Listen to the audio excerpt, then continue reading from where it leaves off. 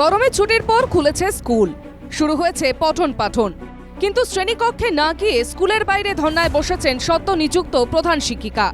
এই ঘটনায় আলোড়ন পড়েছে ঝাড়গ্রাম শহরে। ঝাড়গ্রামের শ্রী রামকৃষ্ণ সারদাপীঠ কন্যা গুরুকুলে কমলা বেরাকে নতুন প্রধান শিক্ষিকা নিয়োগ করেছে ঝাড়গ্রাম জেলা স্কুল পরিদর্শকের দপ্তর। কিন্তু কমলাকে মানতে নারাজ স্কুল কর্তৃপক্ষ। স্কুলে ঢুকতে পারছেন না প্রধান শিক্ষিকা, তাই 7 দিন ধরে রাস্তার সামনে বসে আছেন তিনি।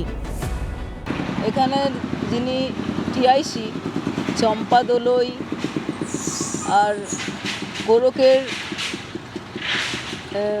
প্রয়াসদি এবং হাই স্কুলের ইলাদি গৌরীদি, ইনারা সকলে মিলেই আমাকে জয়েন করাতে অস্বীকার করেন। যতদিন না আমি এখানে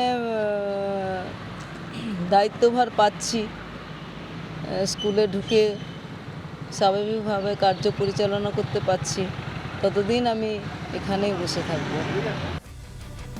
কিছুদিনের মধ্যেই গুরুকুলের প্রাথমিক বিভাগ স্বায়ত্তশাসন পেয়ে যাবে, তাই সরকারি প্রধান শিক্ষিকা স্কুলের দায়িত্বভার নিতে বাধা দেওয়া হচ্ছে, এমনই মনে করছে ডিপিএসসি চেয়ারম্যান।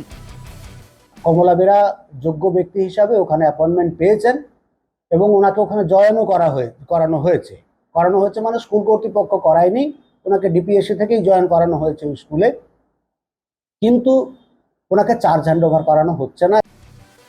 স্বায়ত্তশাসন পেয়ে গেলে স্কুল কর্তৃপক্ষই নতুন শিক্ষক শিক্ষিকা নিয়োগ করবে, কিন্তু এখানেই দুর্নীতির গন্ধ পাচ্ছেন ঝাড়গ্রামের মানুষ।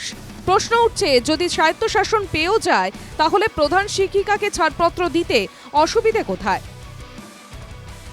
ঝাড়গ্রাম থেকে টুটুন দাসের রিপোর্ট, এনকেটিভি বাংলা।